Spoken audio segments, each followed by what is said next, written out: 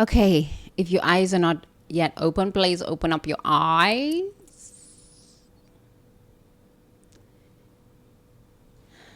If your eyes are open, come back into the moment with me and please take one more big deep breath and release. Yeah, there you are.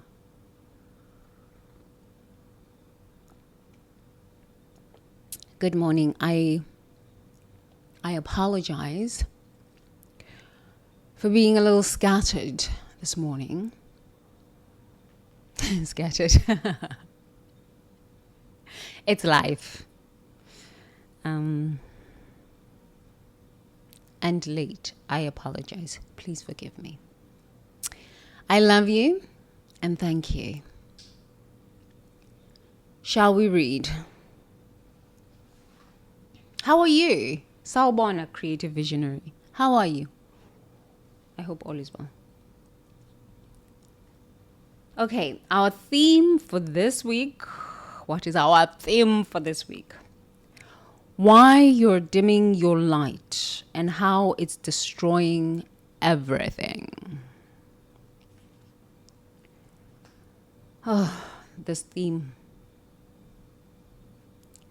Relational light. The love brightness suppression. I have not dimmed my light. Diminishing your relational light means hiding your capacity for love, minimizing your gifts for connection, or playing relationally small to avoid threatening others, relationships, or your own fear of relational power. You dim your love brightness by keeping your heart partially closed, avoiding deep intimacy, or making yourself relationally smaller to keep others comfortable with their own relational limitations. Lisa has extraordinary capacity for love, emotional intelligence, and relational wisdom that could heal marriages and deepen friendships. But she consistently dims her relational light, offering surface level connection instead of the profound intimacy she's capable of creating. She avoids sharing relationship insights because she doesn't want others to feel inadequate about their own connections, keeping her relational gifts locked away while relationships around her struggle unnecessarily. Diminishing your relational light creates a split between your actual capacity for love and your expressed relational presence. Your nervous system knows you can love more deeply than you're allowing, creating internal tension between your true relational gifts and your performed relational ordinariness. This heart contraction prevents authentic intimacy and love service from flowing. Embodiment practice. Place your hands on your heart and feel your natural capacity for love as warm, radiant light. Notice how brightly your love wants to shine in relationships. Sense where you contract or dim this relational radiance and say, my love light illuminates all relationships. I love at full capacity without dimming or performing. Okay, let's go on it again. Diminishing your relational light means hiding your capacity for love, minimizing your gifts for connection, or playing relationally small to avoid threatening others' relationships, or your own fear of relational power. Your own fear of relational power. You dim your love brightness by keeping your heart partially closed, avoiding deep intimacy, or making yourself relationally smaller to keep others comfortable with their own relational limitations. Why do we do this?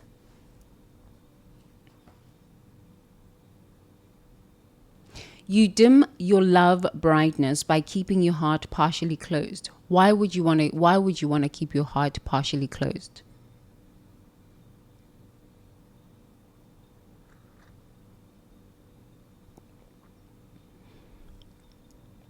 We spoke about it yesterday. If you don't have a copy of the book, please make sure that you purchase a copy of the book. Link is below so that you can follow with me as we read. There's an afternoon section and then there's an evening reflection section. So this is just the morning section. Okay. You can get a copy of it on Amazon. So you dim your love brightness by keeping your heart partially closed. Why do we do this? Because we have been hurt. It's a wound. We have been hurt in the past. We have been hurt in childhood. We have been hurt in young adulthood, in teenagehood, in full adulthood. You have been hurt. And there's still an energy in your heart center, in your body, in your memory bank that has not been cleared.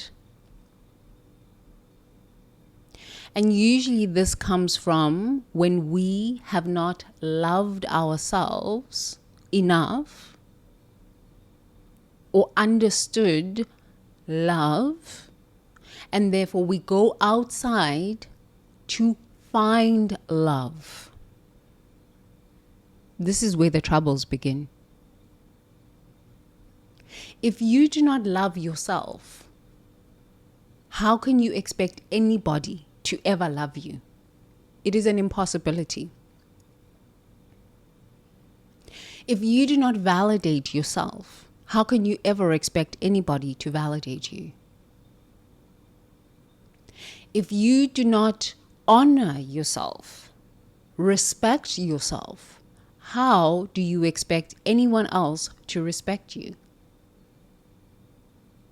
So what you will find is that if you have not cleared that energy, you have not built the foundation of self-love, self-respect, and self-honor, you will be disrespected out here and you will receive mirroring. Mirroring. And that mirroring will show up as hurt, pain, a wound. Okay? You dim your love brightness by keeping your heart partially closed. Of course, you would keep your heart partially closed because you opened your heart from a place of, I am not enough, possibly.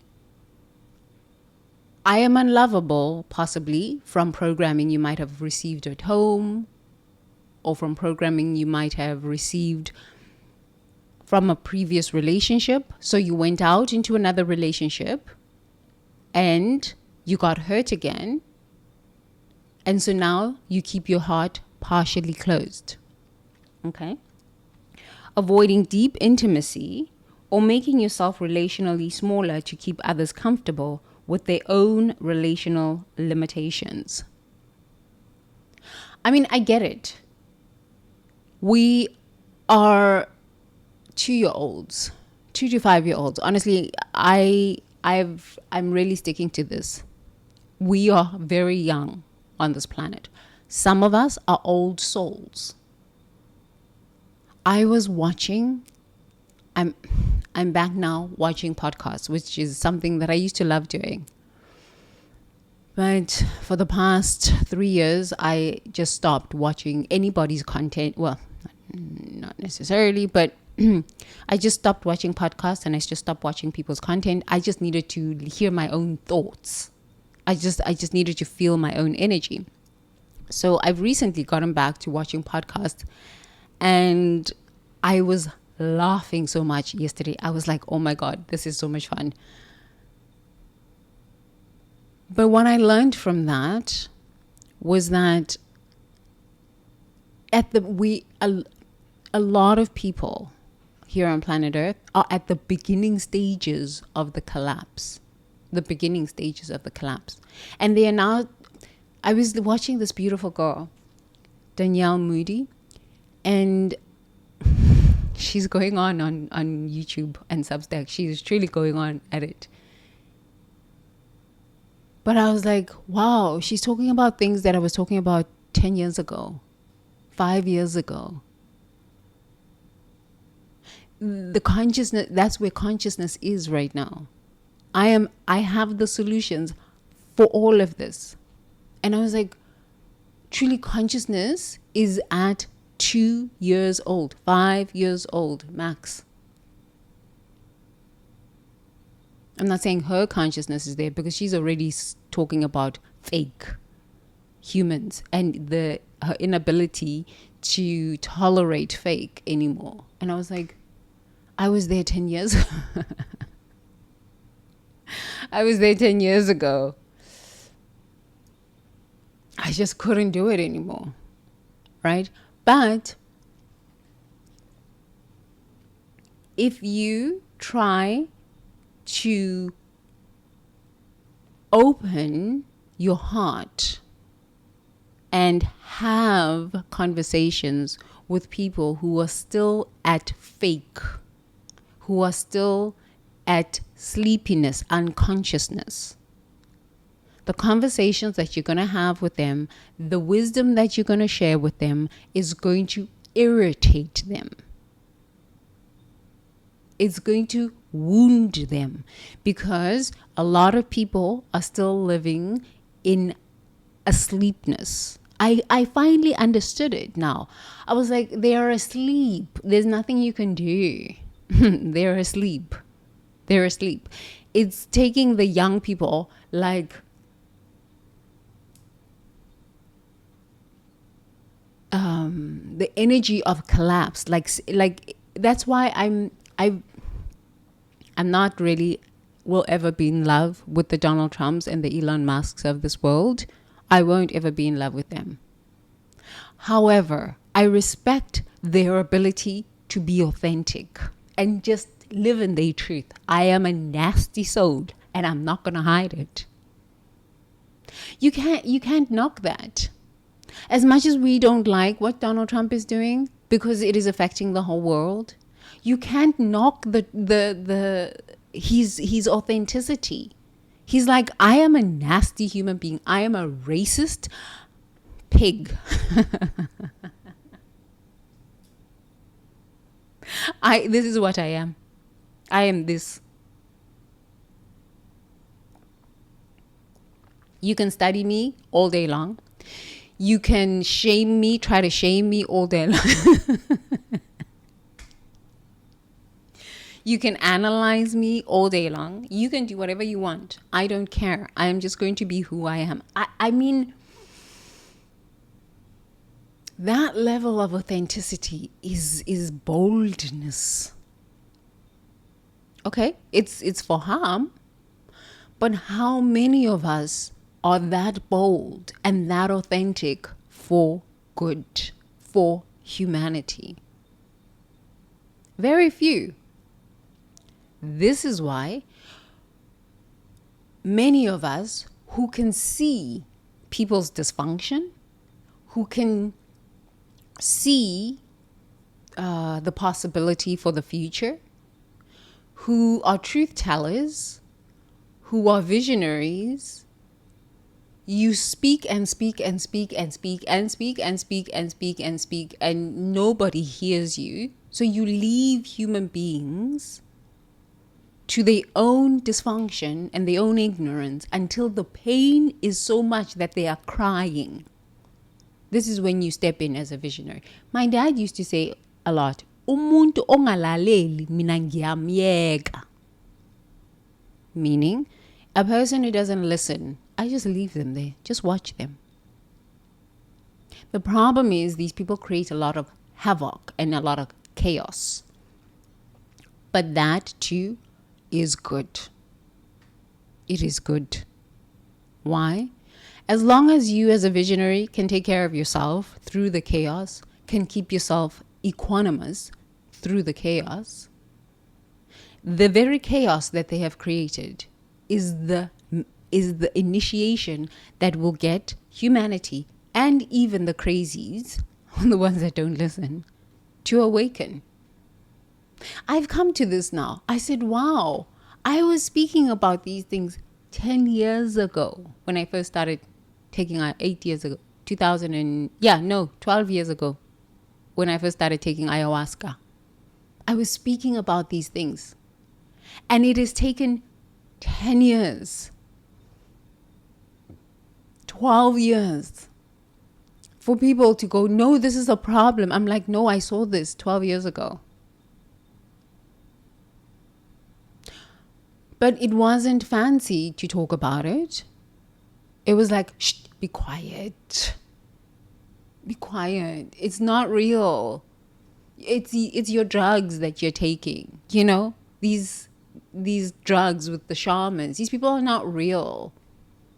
Shh, shh, don't talk about it. So you keep quiet. You close off your heart until humanity is at the stage, or the people that you're talking to is at the stage of pain. Because as human beings, we are still very young in consciousness. So we haven't evolved enough to a stage where we can learn through pleasure.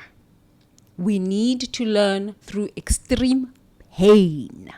I don't really like to learn through pain. That's why I kind of avoid too much of humanity, because I fundamentally have come to an understanding that humanity likes to learn through pain. I don't. I really don't, because I grew up in a home where pain was the only way to be taught, and I'm just like, this is such low level consciousness. I refuse to learn through pain. But it's kind of like that's where we are. And I live on this planet, so it's unavoidable at times, I guess. But now it's funny because I'm just like, oh my goodness, what I was talking about 12 years ago is now what the young ones are talking about now. And I have the solutions. How life works. So if you have been talking, giving advice, sharing with people, and they haven't listened, and you've finally closed your heart off because you're like, humanity. I remember Bill Maher. I was watching Bill Maher, I don't know, 8 years ago. Yeah, 10 years ago when Trump first came into presidency. And Bill Maher was like, I can't believe Americans would vote for this man. Honestly, I can't believe that Americans would vote for this man. Americans have voted for the man a second time. It shows you where consciousness is. People love to learn through pain. So you didn't learn the first time. No. You had to go through it again, and this time it's more intense. More intense. To a point where you're left without food, medical care, housing, homelessness. Okay, so this is how you like to learn. Okay. So you leave them to their own devices until the pain is so intense that they beg for the medicine. This is the nature of human. It is not only Americans. Africans are like this. I am South African American. Okay. And I realized I used to go and speak to people in South Africa all day. I would fly to South Africa, bring books, try to speak to them. They'll just turn on the soap operas. It's only when the pain becomes unbearable that you can actually have a conversation. But even at that point, the nervous system is so dysregulated at that point. The fear has flooded the body. The brain has stopped working. They can't even hear you. So this is why I have come to this understanding that many, many, many will fall. And it's okay. Because every soul writes its own path and its own journey. And that's okay too. So if you've closed off your heart because of being rejected, you've closed off your heart because you were mocked, understand that really it had nothing to do with you. You were at the forefront of consciousness. Honestly, you were at the forefront of consciousness. And people will never hear you until they are in pain. They have to be in extreme pain. That's when they beg for solutions. And even then, they usually are not begging for solutions. They are begging for savior. Okay. Lisa has extraordinary capacity for love, emotional intelligence, and relational wisdom that could heal marriages and deepen friendships. But she consistently dims her relational light, offering surface level connection instead of the profound intimacy she's capable of creating. Okay, Lisa girl. Why have you dimmed your light? This is what we would ask. I have shared from my perspective why I just decided to go quiet for a while. Like, I'm just going to stay quiet for a while because human beings don't listen until they're in pain. Possibly Lisa has gone through the same experience where she shared and shared and shared. No one is born or comes onto this planet to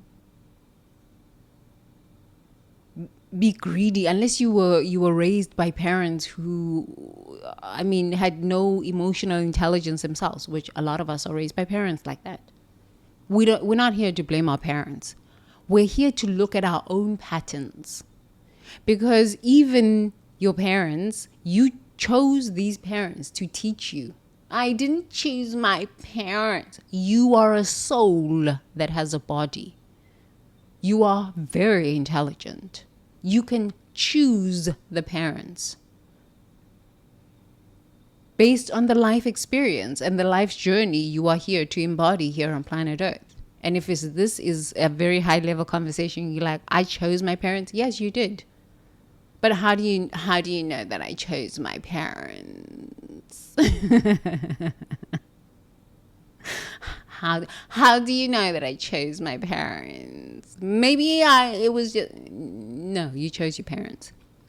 Because quantum physics says you come through a field. You have lineage. And if you don't transcend the lineage's pain, the lineage's pain, wounding, blessings, energy field, you just keep coming back and being reborn back into this energy field until you remember your soul family. But it's not a bad thing. It's really not a bad thing. There's many ideas out there and they all can be valid. My idea is, and my rationale and concept is, you will come into this lifetime, many, many lifetimes, until you remember who you are. And in the coming back, you are learning something about yourself. And you will remember who you are. The Buddhists say you come back 1 billion lifetimes. Yes, it could be true, it could be not true. Some of us choose to come to this planet to assist the sleeping. And then those are the ones of us that choose really, really, really challenging lessons or really, really challenging bloodlines.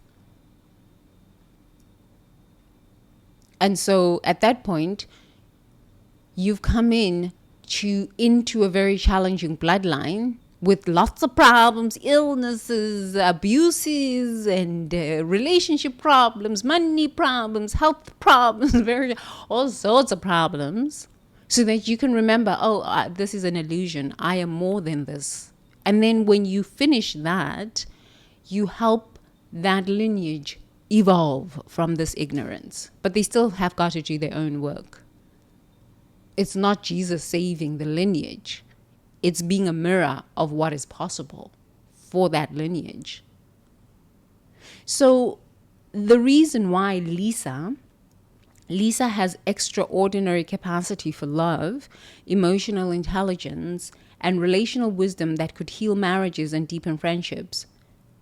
But she consistently dims her relational light, offering surface level connection instead of profound intimacy she's capable of creating. Why does she do that? Because as a soul, she has learned that the nature of human loves to learn through pain. And probably Lisa is a high level soul, is an old soul. And she has come to the awareness that, human beings like to learn the hard way. So let me just watch. Maybe her family growing up taught her through pain that human beings love to learn this way. Or maybe she's a narcissist.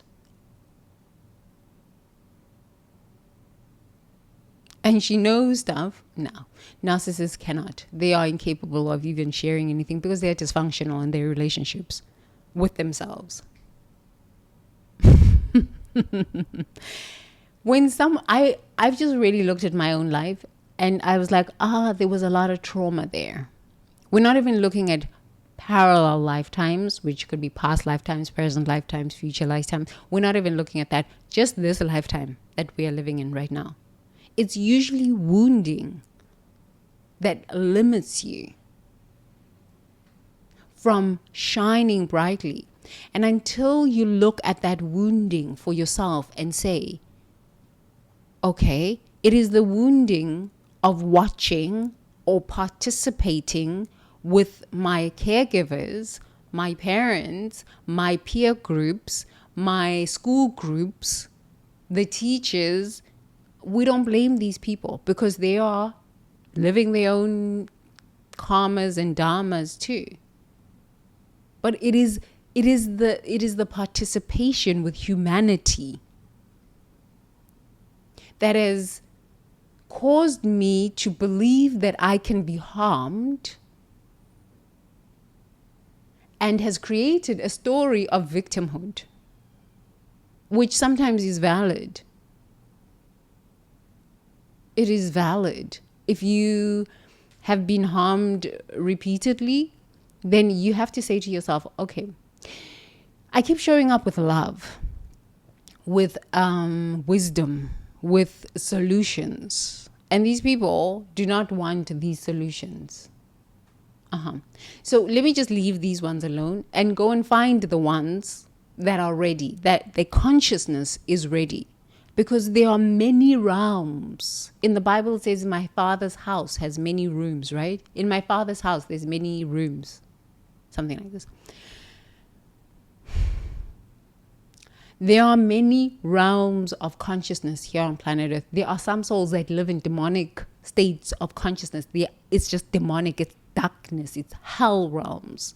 In Buddhism, they have 9 hell realms. 8 hell realms. Yeah. So people are living at different stages of consciousness. Some are living at the level of consciousness where it's hell. Yet they are wearing Gucci. Okay? And designer this. But inside of their mind, inside of their hearts, it's dark as hell. You cannot get through to a person like this. So it is Lisa's job to understand her own wounding.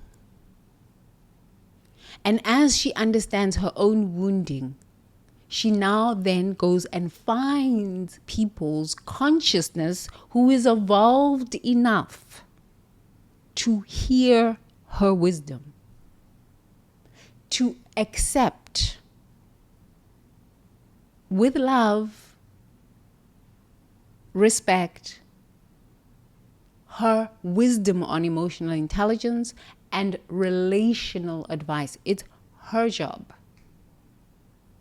Her job. To look at herself and say, oh, I'm wounded here, here, here. These are the kinds of people that I refuse to be around because they are not ready. They like pain. They like noise. They like madness. I am not this. I live in emotional intelligence. I love to have healthy, loving relationships. This is not for me. I refuse. Thank you very much. Let me go and find my tribe where I will be challenged to grow and I can challenge others lovingly and respectfully to grow too. We're not here to be serving everyone. Not everybody is your tribe. Not everybody is your people. Not everybody can be your friend. But it takes the time to step away, look at yourself, love yourself, honor yourself and your life's journey and the wisdom you carry, the emotional intelligence you've developed through your own pain, and say, I respect and honor myself enough to not give pearls to swines. Then you don't have any of these heart pains. And even if you do get a heart pain, you're like, oh, okay, means my frequency maybe dipped a bit. It went low a little bit. And so this is why I found myself with these sorts of people. Okay, great. Let me look at that and raise my frequency again. And then you just move away from people that cannot hear you. Okay? So, Lisa's extraordinary capacity for love, emotional intelligence, and relational wisdom that could heal marriages and deepen friendships. But she consistently dims her relational light, offering surface-level connection instead of profound intimacy she's capable of creating. She avoids sharing relationship insights because she doesn't want others to feel inadequate about their own connections, keeping her relational gifts locked away while relationships around her struggle unnecessarily. We can look at this two ways. If people are committed to struggle, leave them there to struggle. Maybe that is the path. Suffering is their path. Maybe they will wake up and say, enough is enough. I do not want to suffer anymore. You can plant a seed and say, you know what, maybe this might not be the kind of relationship you want.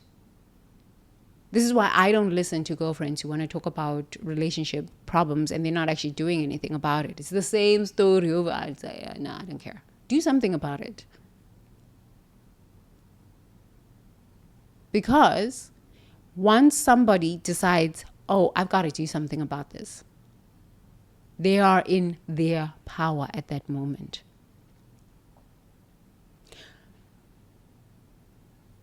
So this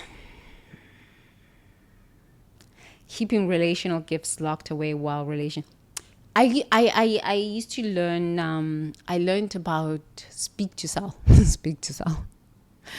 And in speak to sell, it was always, the formula was you give people 3 to 5 nuggets. And then you sell them the complete solution.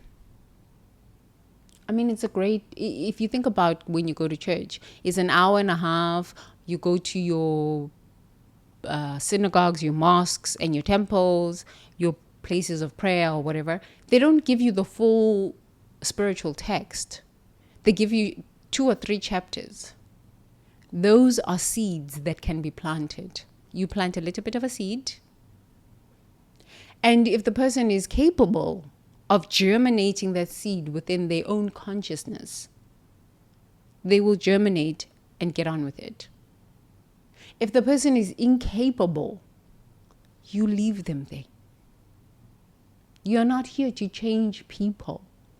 I don't care how emotionally intelligent you are and how many relational skills you have. You're not here to change people, especially if they're not paying you.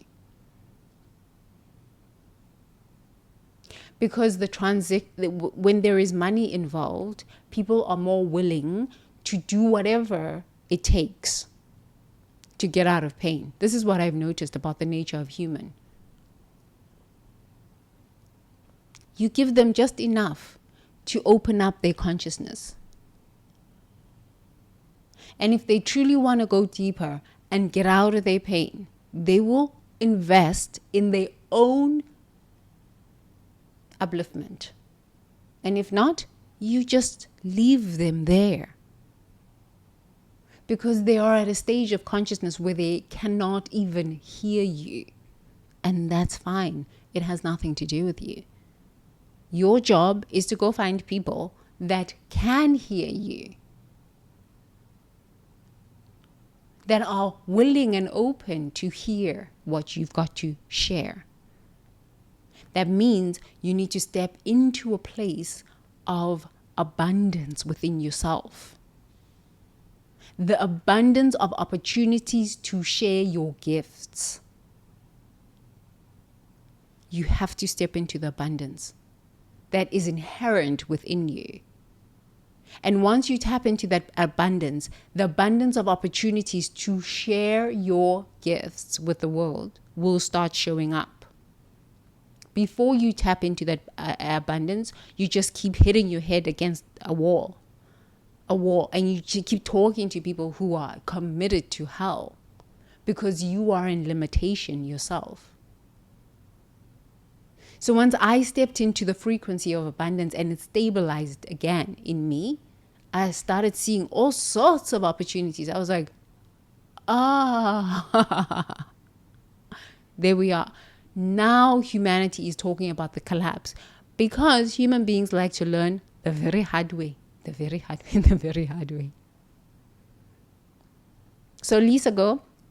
If you are a relationship coach out there and you're banging your head, you first got to look at your own relational wounds, because you can only magnetize people at your relational frequency. If there is some dysfunction that you haven't worked through, some healing work that needs to be looked at for yourself, some frequency upgrades that you need to experience for yourself first, you will keep attracting people who cannot hear you. And therefore, your heart will close. And therefore,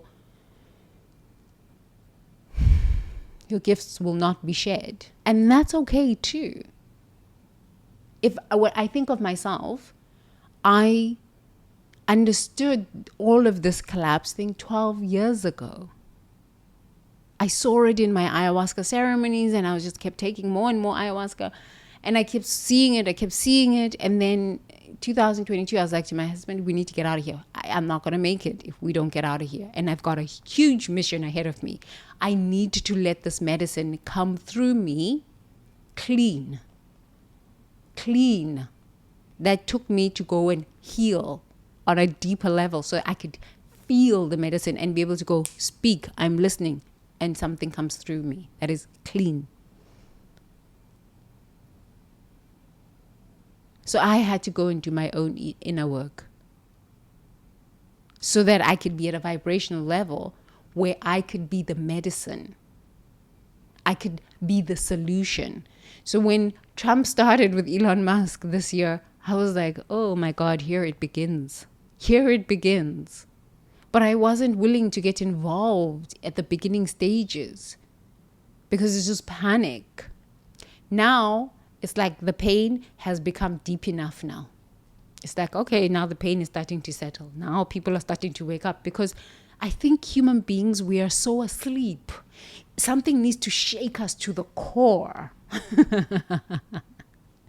And it's pain. Because if you think about it, when you came out of your mother's womb, your mother was in so much pain, screaming, all sorts, crying. So pain is in your electromagnetic field, in your body tempo. It is imprinted. So that's why even when somebody can come with love and emotional intelligence and solutions that can help you avoid the pain, because for so many generations, years on this planet, pain is imprinted. So you will choose unconsciously to learn through pain. It must get real bad. And then you're like, okay, I'm listening now. Okay, I'm listening. You can't even blame yourself because you came out of your mother's womb through pain. Through pain. Someone suffered for you to come onto this planet. So pain is imprinted into your electromagnetic field. That's why Americans will say, like the New Age people will say, pain is inevitable. Suffering is optional. No, suffering is the way through. Because you came through pain. And your mother had to suffer for you through. So pain is how we, at this level of consciousness, are capable of learning through. It's quite something. Okay. So, embodiment practice. Place your hands on your heart and feel your natural capacity for love as warm, radiant light.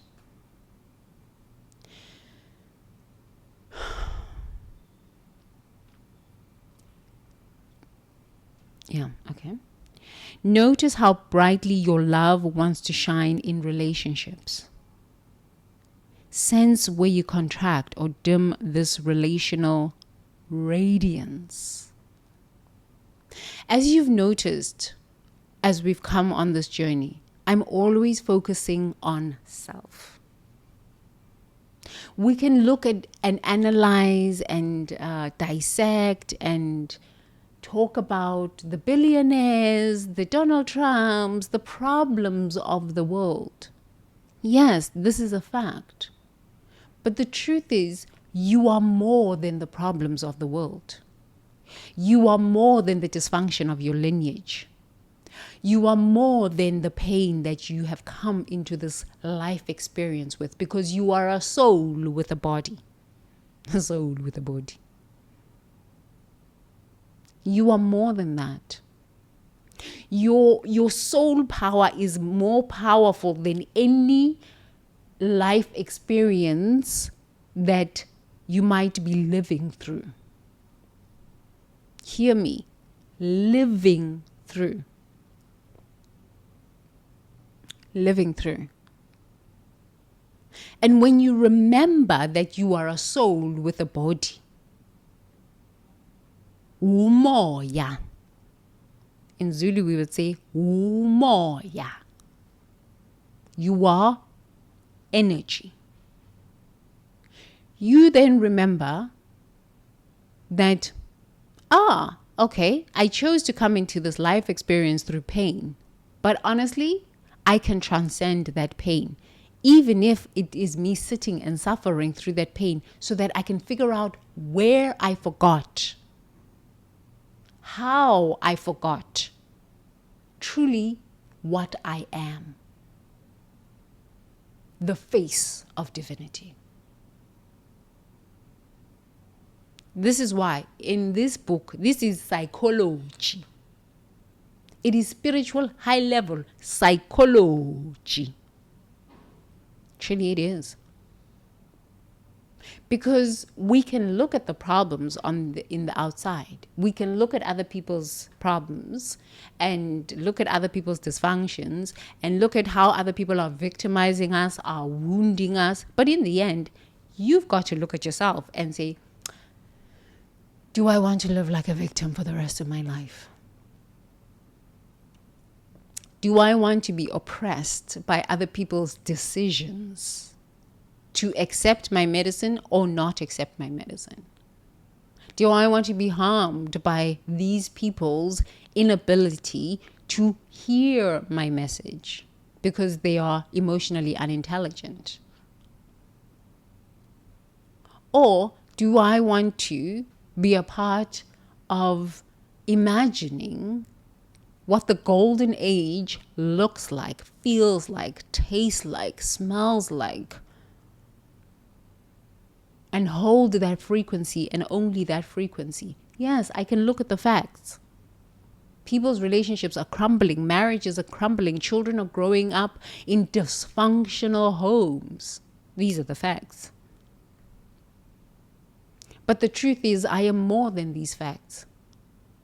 The truth is, you are more than these facts. And when you raise your frequency by healing your traumas, and this is what we're doing here all the time, and it starts with questions and discourse like we're having right now. A question: do I really want to keep talking to people who don't want to hear or who are incapable of hearing? No? Okay, so what am I going to do about this? Leave them there. Get on with my life. Go and find people who can hear me. Aha, okay, so you have a better experience. Aha, yes.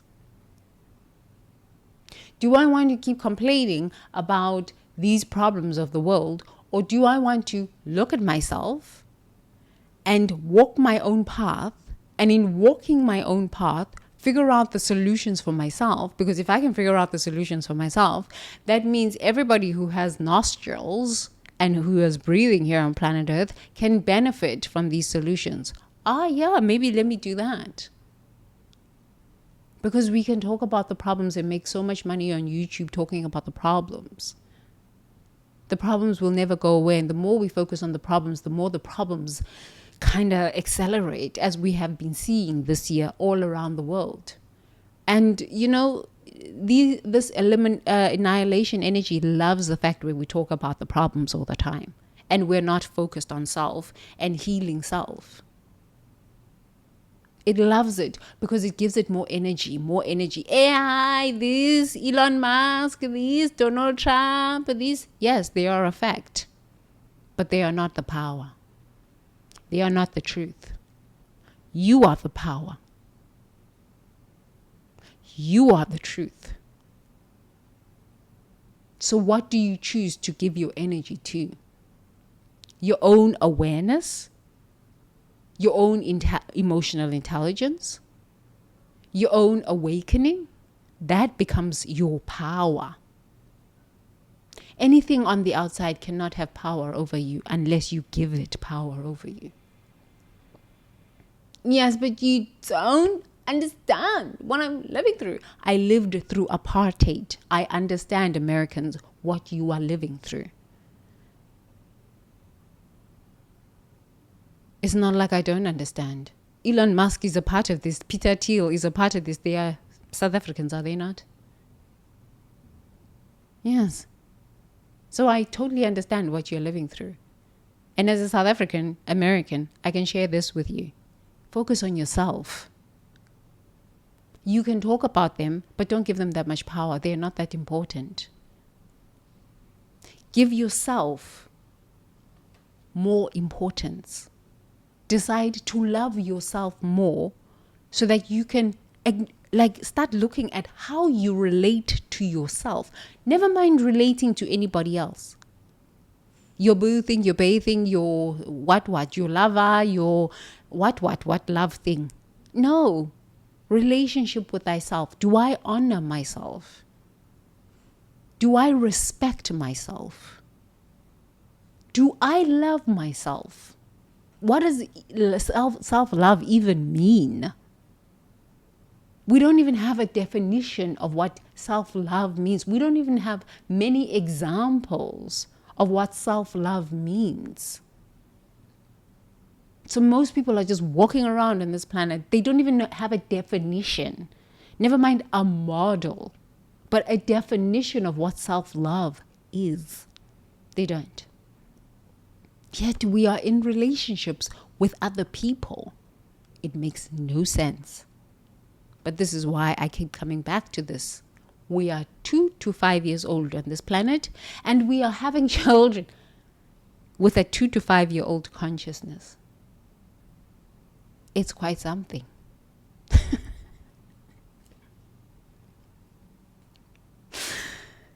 The nature of human.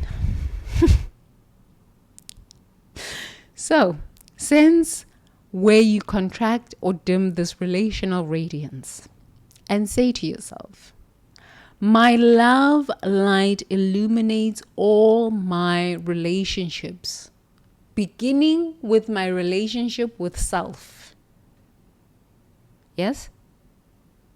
Because, as we have been talking, the relationship with self is very important. And as we empower the relationship with self, we can then give love because we already love ourselves. When you do not love yourself, you do not even have the confidence to go to someone else and say, yo, you are so handsome. You are so beautiful. You don't. I don't understand what these relationship coaches are teaching. First, self-love. Self-love is the only relationship coach you need. Because from self-love, you will not harm anyone. From self-love, you will not gossip about anyone. From self-love, you will not be envious of anyone. From self-love, you will not even seek for anyone to love you. You will be the love that magnetizes true love.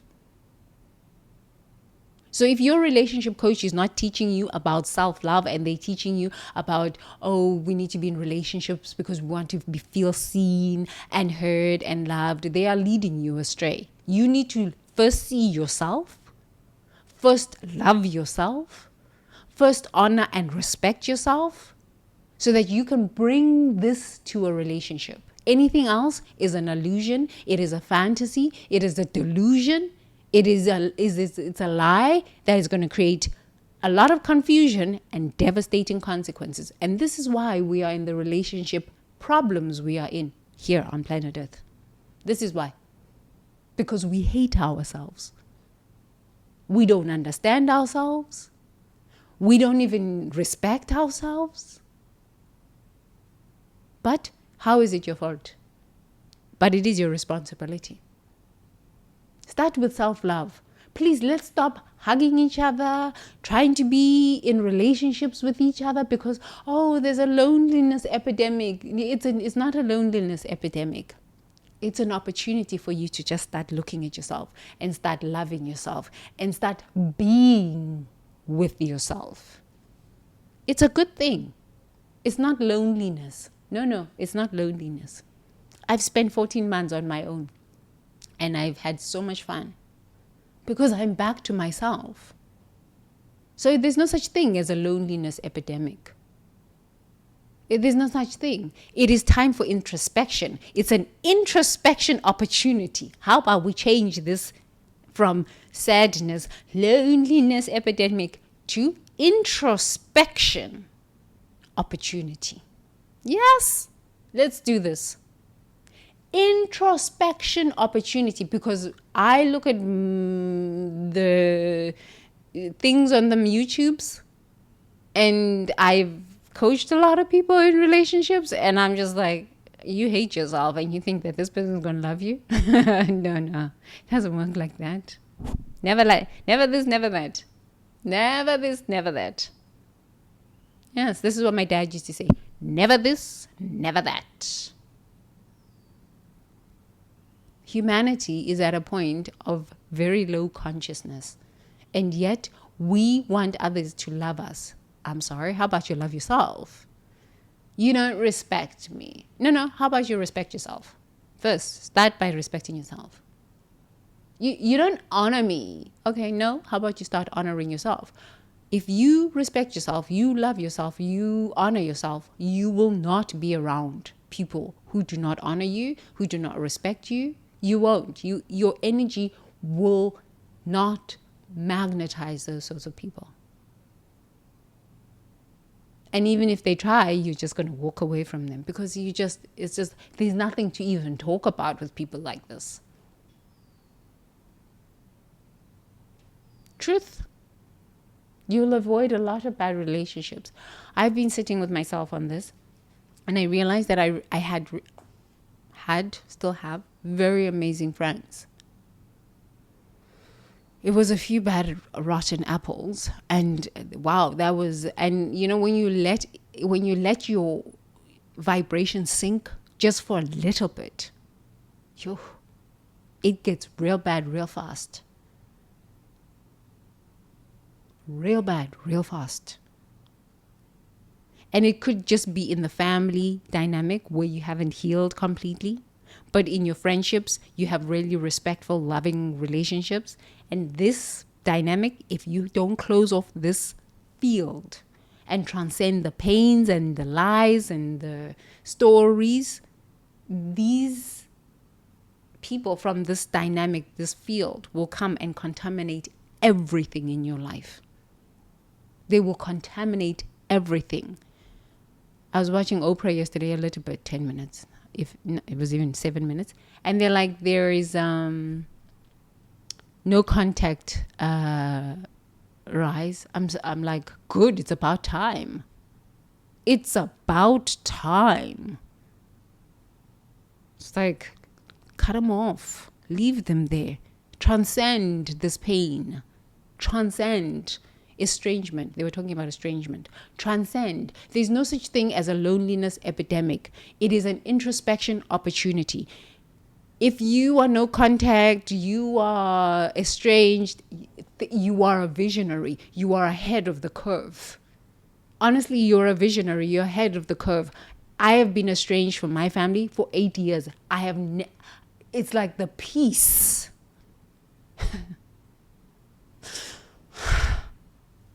You can't buy that peace.